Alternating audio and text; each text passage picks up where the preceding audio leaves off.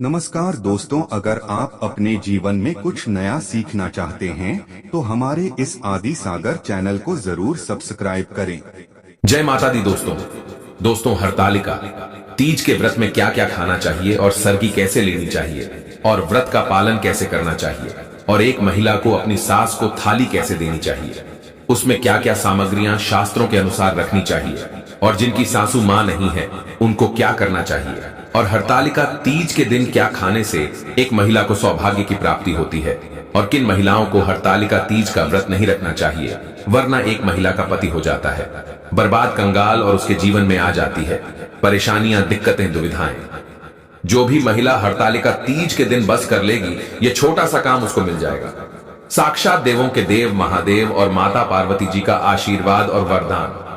दोस्तों, अगर आप भी चाहते हैं कि भगवान भोलेनाथ का आशीर्वाद हमेशा आप पर बना रहे तो तुरंत ही कमेंट बॉक्स में लिख दीजिए ओम नमः शिवाय, हर हर महादेव। और अगर आप भगवान भोलेनाथ के सच्चे भक्त हैं तो तुरंत इस वीडियो को लाइक कर दीजिए। हिंदू पंचांग के अनुसार हर साल भाद्रपद में आने वाली शुक्ल पक्ष की तृतीया तिथि के दिन हरतालिका तीज मनाई जाती है। यह पर्व सुहागिन महिलाओं के लिए बहुत ही खास माना जाता है। इस दिन मुख्य रूप से भगवान शिव और देवी पार्वती की आराधना की जाती है। पौराणिक मान्यताओं के अनुसार महादेव ने इसी दिन माता पार्वती को अपनी पत्नी के रूप में स्वीकार किया था। ऐसे में यदि महिलाएं इस दिन हरतालिका तीज का व्रत करती हैं तो वैवाहिक जीवन में खुशियां बनी रहती हैं। पति की लंबी उम्र, तरक्की और स्वास्थ्य के लिए सुहागिनें इस दिन निर्जला उपवास रखती हैं। हरतालिका तीज का पर्व पति पत्नी के रिश्ते को मजबूत बनाता है। इस साल हरतालिका तीज का व्रत 6 सितंबर को रखा जाएगा। हरतालिका तीज की पूजा का शुभ मुहूर्त 6 सितंबर दिन शुक्रवार को सुबह 6:04 से लेकर सुबह 8:20 तक रहेगा। दोस्तों, हरतालिका तीज पर पहले सरगी ली जाती है। आइए जानते हैं सरगी कैसे लें। हरतालिका तीज व्रत शुरू होने से पहले, सूर्य उदय होने से पहले या रात्रि में महिलाएं सरगी करती हैं। सरगी में नमक युक्त भोजन नहीं करना चाहिए। साथ ही में सरगी में बहुत ही भारी भोजन नहीं करना चाहिए जिससे आपको उपज की समस्या हो सकती है। सरगी में फल जूस, नारियल पानी, ड्राई फ्रूट्स और मुरब्बा खा सकते हैं। अगर आप इस व्रत को निर्जला नहीं रखना चाहती हैं तो व्रत रखने से पहले अपना संकल्प जरूर ले लीजिएगा। पारण में शामिल करें। यह चीज हरतालिका तीज के अगले दिन पारण किया जाता है। मान्यता है चतुर्थ तिथि लगने के बाद ही पारण करना चाहिए। व्रत का पारण कभी भी नमक युक्त भोजन से नहीं करना चाहिए। आप पानी, शरबत या मीठे से अपना व्रत खोल सकते हैं। पारण में आप धीरे धीरे पानी को ग्रहण कीजिएगा, फिर किसी मीठी चीज का सेवन कीजिएगा। मीठी चीज खाने के बाद ही आप नमक से बनी किसी चीज का सेवन कीजिएगा। दोस्तों, शास्त्रों के अनुसार माना जाता है कि हरतालिका तीज वाले दिन बेल फल माता पार्वती जी और भगवान शिव जी को अर्पित करने के बाद पूरे परिवार को खाना चाहिए। ऐसा करने से एक घर में हमेशा मिठास बनी रहती है।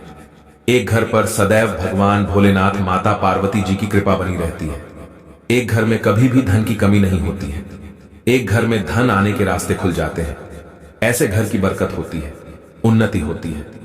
हरतालिका तीज वाले दिन बेल खाना बहुत ही ज्यादा शुभ, कल्याणकारी, सौभाग्यशाली माना जाता है। इस दिन बेल का फल घर के लोगों को अवश्य ही खाना चाहिए। शास्त्रों में वर्णित है कि हरतालिका तीज के दिन कोई भी व्यक्ति अगर बेल के फल को किसी भी गरीब व्यक्ति को दान करता है तो उस व्यक्ति को मोक्ष की प्राप्ति होती है। उस व्यक्ति के लिए स्वर्ग के दरवाजे खुल जाते हैं। ऐसे व्यक्ति पर सदैव भगवान भोलेनाथ, माता पार्वती जी की कृपा बनी रहती है। दोस्तों, व्रत संपूर्ण होने के बाद सास को थाली दी जाती है। अब चलिए जानते हैं कि थाली में कौन कौन सी सामग्रियों को रखना चाहिए जो हमारे वेद पुराणों के अनुसार बहुत ही शुभ मानी जाती है। इसके दिए बिना आपका व्रत अधूरा माना जाएगा। थाली में आप सुंदर साड़ी, बस साड़ी सफेद कलर की नहीं होनी चाहिए। बिंदिया, बिछिया, चूड़ियां, नेल पॉलिश, कंघी, मिठाइयां अवश्य रखें। अगर आपकी सासू मां नहीं है तो आप इसे नारद को दे सकते हैं या बाहर किसी भी बुजुर्ग महिला को आप इसे दे सकते हैं जिसे आप अपना मानते हैं और उनका आशीर्वाद अवश्य ही ले लें, तभी व्रत संपूर्ण सफल माना जाता है। दोस्तों, हरतालिका तीज के व्रत में महिलाओं को कभी भी तीज माता को यह 3 चीज अर्पित नहीं करनी चाहिए। गलती से भी ये 3 चीज अगर कोई महिला तीज माता को अर्पित कर देती है तो उनका व्रत खंडित हो जाता है। उनके पति पर घोर विपदाएं आ जाती हैं। ऐसा घोर पाप कभी मत करना। आइए जानते हैं। सबसे पहली चीज है टूटे हुए चावल, टूटी हुई चौकी या खंडित चौकी बिल्कुल भी पूजा में इस्तेमाल नहीं होनी चाहिए। चौकी पर लाल कपड़े के अलावा कोई भी कपड़ा नहीं बिछाना चाहिए। मंदिर में भूलकर भी माचिस नहीं रखनी चाहिए, बहुत ही ज्यादा अशुभ माना जाता है। इस दिन फलों में नाशपाती कभी भी माता रानी जी को अर्पित नहीं करना चाहिए।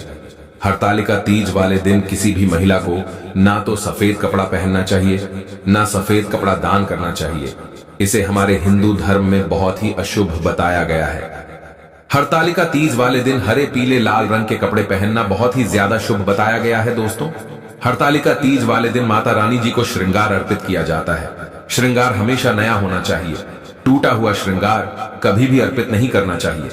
माता रानी जी की पूजा में कलश को हमेशा लिटाकर रखना चाहिए। खराब नारियल माता रानी जी को अर्पित नहीं करना चाहिए तथा माता रानी जी की पूजा में टूटे हुए चावलों का भूलकर भी प्रयोग नहीं करना चाहिए। दोस्तों, हरतालिका तीज के दिन भूलकर भी एक महिला को किसी की चुगली या बातें नहीं करनी चाहिए। हरतालिका तीज वाले दिन पति पत्नी को दूरी बनाकर रखना चाहिए। सात्विक भोजन करना चाहिए। हरतालिका तीज वाले दिन घर में बड़े बुजुर्गों की अच्छे से सेवा होनी चाहिए। इस दिन मुख से गंदे विचार, गंदी बातें भूलकर भी किसी को नहीं बोलनी चाहिए, क्योंकि यह व्रत पति से संबंधित है। इसीलिए पति का सम्मान करना चाहिए। पति से भूलकर भी गलत शब्दों का इस्तेमाल नहीं करना चाहिए। इस दिन लहसुन, प्याज का खाना घर में भूलकर भी नहीं बनना चाहिए। मांस, मदिरा, शराब, अंडा, मछली, यह सब अगर घर में हो तो हरतालिका तीज वाले दिन इसको हटाकर उस जगह पर गंगा जल का छिड़काव कर देना चाहिए। शास्त्रों में, वेद पुराणों में साफ साफ लिखा हुआ है, जो भी महिला हरतालिका तीज का व्रत नहीं रख सकती है, उनको सिर्फ हरतालिका तीज वाले दिन हरी चूड़ी, हरी साड़ी पहन लेनी चाहिए। घर में सात्विक भोजन बनाना चाहिए। बड़ों का मान सम्मान करना चाहिए। पति के साथ घुल मिलकर रहना चाहिए। मेकअप, श्रृंगार आदि अच्छे से करना चाहिए। इससे एक घर की बरकत होती है, घर की उन्नति होती है। घर में माता तीज की कृपा बनी रहती है। घर में सकारात्मक ऊर्जा का वास होता है। देवी देवता उस घर में वास करने आते हैं।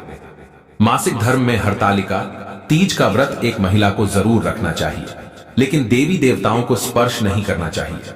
व्रत का पालन आपको बिल्कुल वैसे ही करना चाहिए जैसे आप और दिनों में करती हैं।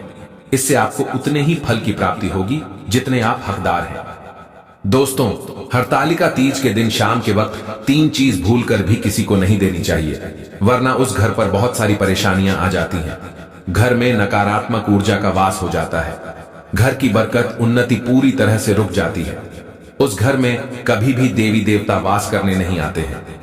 दोस्तों, पहली चीज, नमक शास्त्रों में, वेद पुराणों में साफ साफ लिखा हुआ है कि हरतालिका तीज वाले दिन भूलकर भी एक व्यक्ति को नमक की खरीदारी नहीं करनी चाहिए।